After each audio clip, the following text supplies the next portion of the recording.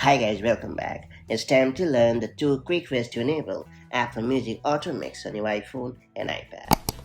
Apple Music in iOS 26 introduces a brand new feature called AutoMix that is designed to give you a seamless listening experience. Similar to a live DJ, AutoMix automatically blends the outro of one track with the intro of the next by using the AI-powered beat matching and time stretching.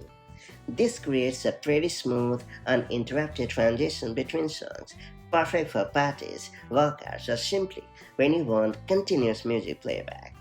So, if you're eager to try out, here are the two simple ways to enable Apple Music AutoMix on your iPhone and iPad. That's it, let's get started.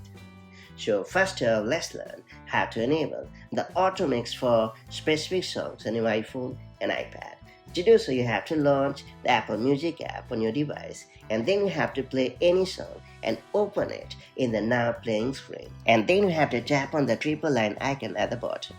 After that, you have to tap on the Auto Mix button at the top to enable or disable it on demand.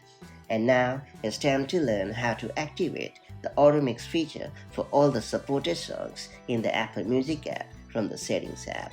So just in case you want to have the Auto Mix feature already enabled for all the compatible songs, this tip is for you.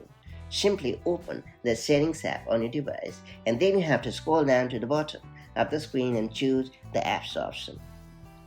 Then you have to choose the Apple Music app to proceed. After that, you have to select Song Transitions and then ensure that its toggle is active. And under the Transition Style section, choose Auto Mix and you're all set. You have successfully activated the Auto Mix feature for all the supported songs in the Apple Music. Now that you have unlocked these two neat methods to enable the Auto Mix feature in the Apple Music app, make the most of them to spice up your music listening experience, and I'll catch you up in the next one.